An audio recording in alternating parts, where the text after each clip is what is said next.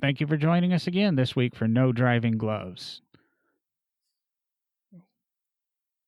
I'm not ready to start yet. I see that. Or I hear that. We don't have our normal little quick Do you joke need the thing intro to put music? me in the mood so that I can go launch into this. You want me to Join do in for another exciting episode No, I of No got it. Driving Gloves with Will, Sure. Derek, and John.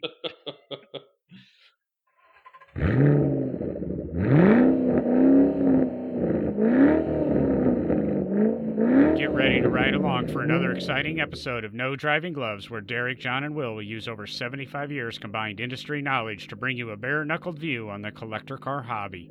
So let's get rolling. Thank you, everybody, for joining us again this week for another episode of No Driving Gloves. As that intro and probably the blooper reel just told you, you've got Derek, John, and Will, again, as you were just informed.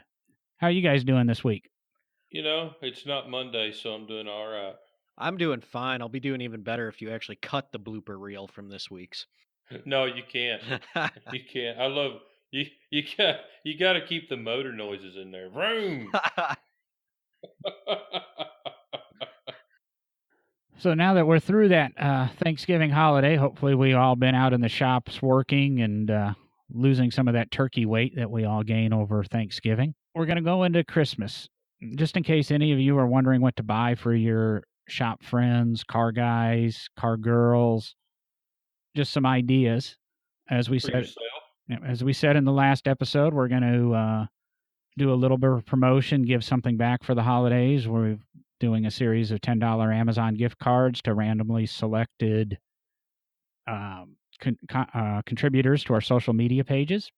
And we had quite a few. It actually livened up some of the chat on the social media this week. So stay tuned to the end, and we'll announce the winner. The gift cards will be awarded, or the gift card will be awarded for this week at the end of today's episode. Same thing will carry through to next week. Just go ahead and comment, like any of our posts and stuff on Instagram or Facebook. Our Patreon members are automatically included into any giveaways or contests that we do. Just kind of a way of thanking them. But this week we're going to hit that Christmas list. We've all picked out a few different items. Some are on Amazon, some are very obtainable, some might cost as much as your car, I think. But these are things all of us would love to have in our garage, or actually, I think most of us are experienced and have had some of these items in our collections or in our garages. All of us use them. Some of them are, tools. Some of them are just shop accessories. And I'll go ahead and go first. And one thing I added, I don't have a typical shop at my house. I've got my garage that's kind of for cars and a little bit of storage. But as we mentioned before, I do a lot of woodworking and maker creating. One thing I added to my smaller shop where my recording studio is and my turning studio is with my wood lathes and such is it's on Amazon. It's called a RAN solar powered attic fan. It's like 8 watts. The thing's maybe 10 or 12 inches in diameter. Cut a hole in my roof, took about hour and a half to install. And what this thing did for me over the summer in Alabama is it's on the sun side of the house. So this little fan, as soon as the sun touches it, starts spinning, spins all day long, and then turns itself off at night. And I don't feel bad. And this little thing dropped the temperature in the 10 by 16 building that those two studios are included, probably about 20 degrees on average. So when I came home after work, I didn't have to turn the air conditioning on and start in a sauna. It was actually, after that happened, it was pretty reasonable. I put the thing in June, and so it lived through July and August and such. It's a little chintzy. It might burn itself out in a year or two. I don't know. It's got like a 3 out of 5 star review on Amazon. But frankly, I really, really like it.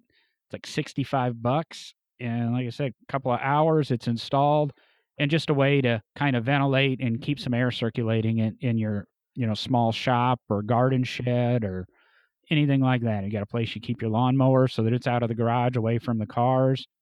Pop one of these things in my opinion, and it'll probably, it'll treat that vinyl seat on your John Deere a little bit better.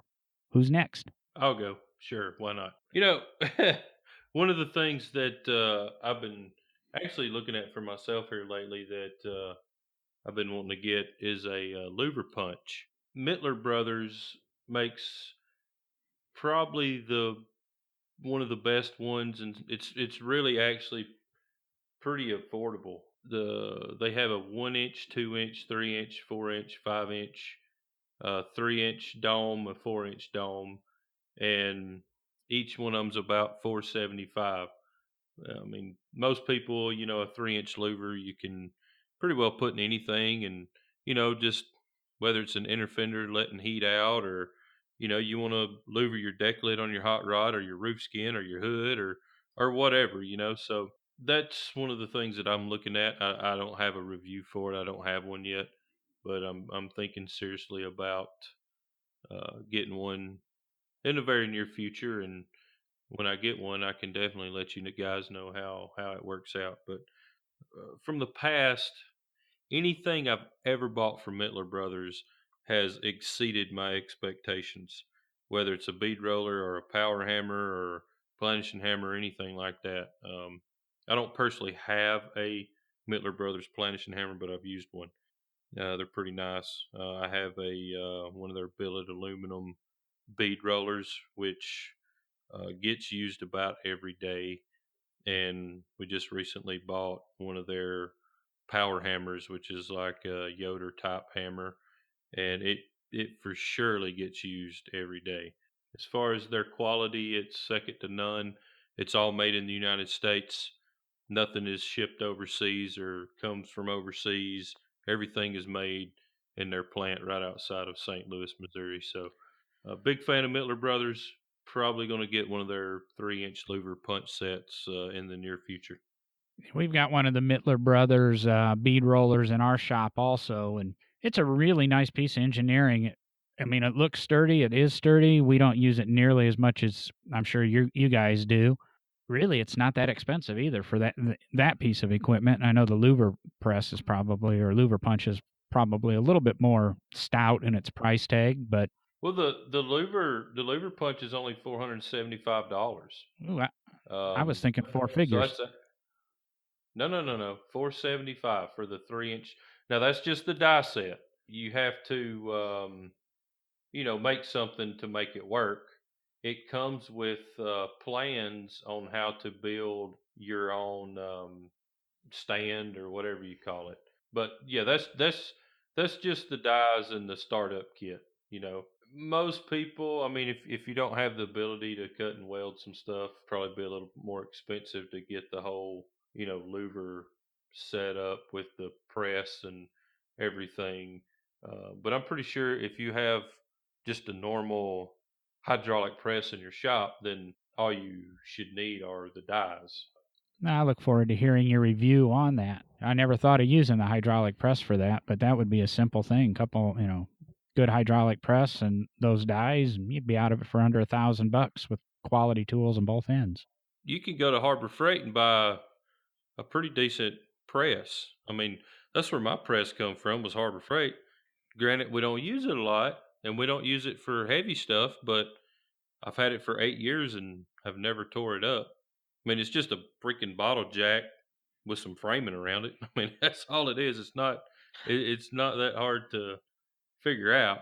And we've got a multi-$1,000 OTC one, and it's pretty much a metal frame with a bottle jack. So Yeah. So, there you go. There nothing, you nothing go. against OTC, but when I had to have the buy pumps and everything to rebuild it, it really looked tempting to go to Harbor Freight. Yeah, there you go. All right, Derek, your turn. Oh, my turn. Well, this is kind of funny because you guys are both talking about, basically venting things. John's got a vent for his garage. Will's cutting louvers to, vent air out of under the hood of a car or anything like that. I guess my first thing's more about keeping things in. It makes a really great Christmas gift too. I actually kind of bought a set of these for myself for Christmas about 4 or 5 years ago, I guess now. But WeatherTech floor mats, and therefore obviously not working on vehicles, but therefore inside your vehicle. And I got them for my F-150 shortly after I got it. And I love them. Everybody, I'm sure, is aware of. They're able to be custom made for vehicles. They laser measure everything like that. and they basically drop right in. I mean, the carpet in my truck when I bought it, it only had about 18,000 miles on it. So the carpet pretty much looked brand new. It's been basically 5 years since I bought my truck. I can pull those out and the carpet still looks brand new underneath them. I got these when I lived in Cleveland. So I was dealing with all four seasons, spring, summer, winter, fall, everything from mud to snow, salt, everything like that. They just kept everything in. They kept the carpet clean. I pull them out every time I wash the truck, vacuum the carpet underneath. There's no stains. And if most of our, or some of our listeners, I know a few of them, live up in the northern states, Michigan, Indiana, Ohio, salt, and John, you know this, salt in your carpet is the worst thing. It pretty much leaves a lot of times almost permanent white stains in the carpet because you can't vacuum it all out. You can't get it thoroughly washed out. And I really like my WeatherTech mat. So that would be one thing that got another vehicle. It would be awesome to get a set of them for Christmas from somebody I knew, family member, or something like that. Or like I did the first time, I'd go out and get them for myself for Christmas. Either you guys have WeatherTech? What are floor mats? No, I don't. I don't have WeatherTech floor mats.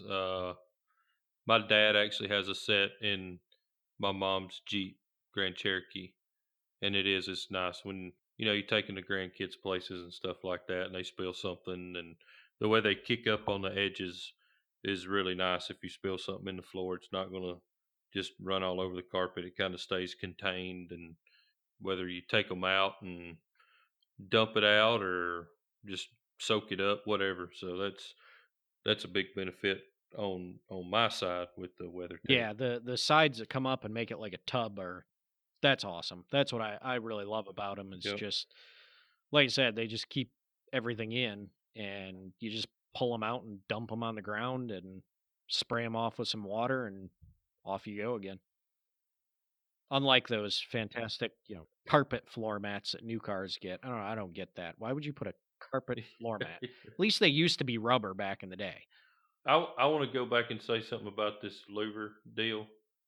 They have what they call the startup kit, which comes with one set of dies is $775, and that comes with the die holder that you could put in your press or whatever you need to do to make it work.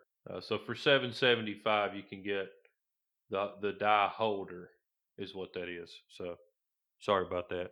No, it's all right. We'll just jump all around, throw the show off, get off our, schedule, and just mess it all up. That's all right. That's cool. So come on, John. What else do you want for? I bought these for work, and I'll go ahead and say it because they kind of keep the boss's voice out of your head. I bought a set of the ISOTune, what they call Pro Noise Isolating Bluetooth earbuds. They're actually OSHA approved. They're the only earbuds that are OSHA approved for this. They're now available in orange and black. They give you about a 27 dB noise reduction if you get them set up just right. They work with your phone, so you can use them as a Bluetooth headset in your car if you've got an older vehicle that doesn't have the hands-free Bluetooth in it. They excellent sounding when it comes to music or listening to podcasts all day at work. Nice in the shop. It's just they're not Bose noise canceling. They call them noise isolating or whatever. So there's no active. They just do a really good seal on your ear. They don't totally make you deaf to the world. So you can hear if, somebody gets hurt or somebody's yelling at you, but you do have to take them out to have a conversation, at least if you've got ears like me. And these things are like $69.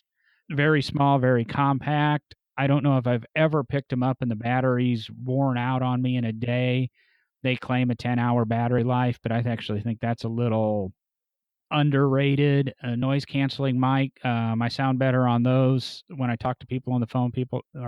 I'm told, as compared to the Bluetooth hands-free and both of my daily driver vehicles. Just overall, they're really nice. Being OSHA compliant means you can wear them at work in place of hearing protection. I don't think they're as good as, say, the earmuff things that totally encapsulate your ear. But for a nice thing to, again, to have the Bluetooth, to be able to carry on a phone conversation while working, to have them in the car if you need them, or you get in a car that doesn't have Bluetooth. Occasionally I'll get into work cars and drive somewhere, and I'm not going to connect my phone to one of our company cars for the hour I'm in it, so that I forget to connect it. And my luck, my boss will get in it, and I'm probably talking bad about him on a phone conversation, and I'll be close enough the Bluetooth will pick that up. So I just think these are just kind of a nice thing. It goes along with transferring from. Will, you got another one? What's Santa going to bring you? Well, he's going to bring you a well? Yep, a money well. That's a deep subject. Just dip the bucket in there, and and money just hops in your bucket and bring it up. So that's what I'm asking for anyway. Yeah, I always get asked at work, will I order a big sack of money from McMaster-Carr because they have everything, and unfortunately they ask like 3 times the value. You get a big sack of money, you get $1,000, but it costs like $3,500. I don't get it. Now, can I ask a question real quick, Will? And John, maybe you can clear this up for me. Sure. You were talking about a money well. Is that the same thing as a money pit? Because my dad's told me before that some of the cars I decided to buy are money pits, but I never get any money on. No, it's the direct opposite. Oh. A money well is like a money tree, except you throw your bucket, instead of getting water, you get money. Yeah. I'm going to do the classic car education here when it comes to restoration. Money pit is the guy that restores the car. Yeah, that pays to have it done. Yes, I've always said if you can make 25 cents on the dollar when you sell it, you won the game. The money well is the guy that buys the restoration that somebody else paid for. That's right. You're right. You're exactly right. There's your classic car tip for this week. Now, the next thing on my list is there's a company called Faircloth Machine, and they're making a hammer called the Mech Hammer. I can't remember Ben's last name, but a guy, Ben I think he's from the UK, actually designed it. He's a extraordinary metal shaper. And the cool thing about this, they call it a planishing hammer, but it'll do a lot more than just planish welds. You can actually put beading dies in it. You can tip edges with it. It's got the third arm for getting into really really tight uh, spaces, and it's electric. It's not air operated, so to me that's freaking awesome. It's a lot quieter. It's beefy. It's got a ton of adjustments. They have a lot of dies for it, a lot of linear stretch dies, and you can actually do some pretty serious shaping with this hammer as well. I would use it more for a planishing hammer, but it would be there for some light metal shaping on aluminum and flanging and stuff like that. So another cool thing about it is it don't really clamp the panel down. So it's easy to move, easy to work with, and for a hammer like that, it's to me it's a pretty good value. Um, just the hammer is $5,500, and for another 1,000, you can pretty well get every die that comes with it. So $6,500. If you're a at home metal shaper, or wanting to build some panels for your own car, some floor pans, this would be an awesome addition to the home shop, or a professional shop as well. A good value for what for what you're buying, and what this machine has the capabilities of doing for you. That's my second one. So you're basically just getting a bunch of stuff for your shop. Well, I mean, I'm recommending good things for people to buy for themselves that I would buy for myself. No, my next one, although my first two here are things I already have, but I wouldn't mind, like with the WeatherTech, like I said, if I got another vehicle, I'd love to have a set for them. The next one I'm going to talk about, I already have some, but if somebody was to want to give me more of these for my shop here at home, my garage here at home, I would not mind one bit. Of course, after the big move from Cleveland down here to Kentucky, I had to move all my cars, all my tools, bring everything down. And at previous garages I've had at my houses, I never really had much of a organization system of any kind. I had my toolbox, I had little cabinets I've picked up here and there or something like that, but nothing really, really nice. And my wonderful fiance decided after we moved here that it was time that my garage was a little bit organized, and it's likely because she likes to have an organized life. And when she walked out in the garage, she realized it was quite disorganized and it probably shouldn't be that way. But we went and started looking around and decided to buy the Gladiator garage kind of system. You can buy different cabinet sizes, different shelves, different rails and hooks, things like that to organize all the different tools, all the different materials you have. I mean, even down to garden tools, things like that.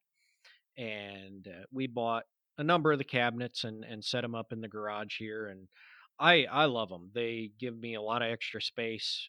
I can organize. I bought some of the wall decking, or I guess wall rail system, and that can you can kind of move the cabinets around and put different hooks and things on it to hang different things at different times, and set that all up in the garage. And it made for a lot more space in the garage than I had before I had that system, because I was actually able to put stuff away. And in doing that, I was able to also find things and not have to ask for things that I already had for Christmas on my list. So I actually know where my tools are now sometimes, rather than guessing where they are in the garage. But I will say that of all the homes I've owned and all the garages I've had over time, having a home organization system like this Gladiator system, I enjoy it. And like I say, if my fiance or my parents or my sister or someone, hint, hint, if you guys are listening, wanted to buy me more of that, I would love to have more to organize more of my garage. So that would be kind of next on my list, even though I already have some of it. Now, that system you just got, did you do measuring and go in and buy cabinets to specifically fit a space, or did you randomly buy some cabinets and make it fit? I've seen those. You can lay out your shop like a kitchen and get everything specific to location. Or I mean, basically, what I did is I knew the two walls I wanted to use in some layout, in some fashion, and the space I wanted it to be in. And then I basically just went online, looked at all the different sizes they had, and kind of did a rough actual layout on a piece of paper of how I closely would want it laid out, and then figured out which cabinets fit where, what the best layout I thought was going to be. When I finally made the decision that that's pretty close to how I wanted it, bought the cabinets, and then got them home, got them built, installed them. And I think two cabinets might have flip flopped as to where I was putting them, but got pretty close. And that's the nice thing, is they have so many different sizes of the cabinets that if you do have weird spaces, or you're as particular as although my organizational skills in my garage aren't the best, when it comes to actually building something and putting something together, I get fairly particular. And it was very easy to figure out what would fit, and then just determine exactly what cabinets I wanted for the type of stuff that I have in my garage.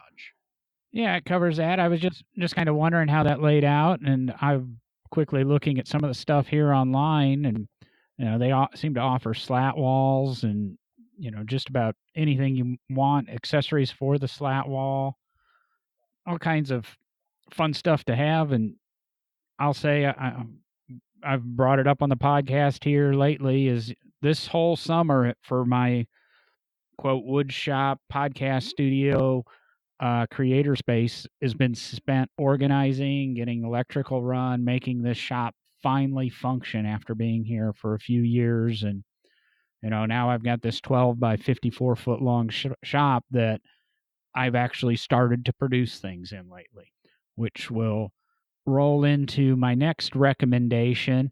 And this is something I've wanted for a long time, a couple of years. Really started about a year and a half ago, 14 months ago maybe, researching, picked out the one that I wanted, and this really to me became one of those. There's a saying, especially in the woodworking community, buy your last tool first. So if you're going to buy a table saw, you buy your 3 horsepower saw stop or your Delta Unisaw or your Powermatic 44. You buy that last tool first. I disagree with that statement in that maybe you buy your last tool second. You need to buy a basic tool to learn what the tool does so you know what you want the tool to do. And I've been researching 3D printers now for over a year, and I've had my eye on a very specific one, very specific model. This week I decided I think I should buy my 3D printer. And this goes back to I finally have the shop done, and I've got some clean spaces, and I'll have a place to put this item. The thing is I sat down and I started looking at it, and the one I was looking at, it's $900, but is it going to do this? Is it going to do that? And then there was one available on Monday, Black Friday sale, and at the time it was $154. Very basic, and it's amazing what it'll do. I don't know what it'll do, but I said for $154, I can put this thing in my house. I can use it for a few months. If it blows up after a few months, I'm only at $150, but I'll have 3D printed. I will have become familiar with a little bit of the design software. I'll know what feed rates are. I'll know the differences between PLA filament and ABS filament. And some of these terms are going to be beyond you if you haven't looked at 3D printers. But I've just wanted one. I see times that we could do something at work with it, but work has a lot of the philosophy of that buy your last tool first. And when you're looking at $10,000 3D printers, that technology changes weekly. This week it can print titanium. Next week it can print, some other unobtainium metal. And we don't want to buy something that's going to be obsolete. But when you're looking at this sub $1,000 3D printer, I've watched, and it was the XYZ DaVinci's 3-in-1 Pro that had a scanner, the printer, all built into it. And I'm going, well, maybe I don't need that. So I went ahead and bought the Monoprice Select Mini version 2. Regular price on this thing's $220. So it's something you can pop into your house quick. It looks fairly simple to use. It's not going to make usable parts. It's not going to make finished things. But if I can, maybe make the iPhone holder for my car, it's one thing I've got in my mind. If maybe I can make a couple little sculptures with it. If I can, if I design a trailer hitch plug for the receiver on my car, and maybe I can create, I'm thinking I can print certain designs, and then I'm able to do concrete casting and inlay things because I can 3D print it in reverse and maybe make some molds with this thing. Those are what I'm hoping to do. It's, a 4.8 by 4.8 by 4.8 of space that I can print things. It's just, like I said, for $220, and you buy filament for $22 a roll for it's non-proprietary. This thing will do ABS. This thing will do PLA. This will do suspended PLAs. And what that means is I can get a PLA filament that has wood particles suspended in it. So in theory, I can actually print objects in wood. And as I've mentioned many times, wood is kind of one of my side hobbies is in crafting with wood.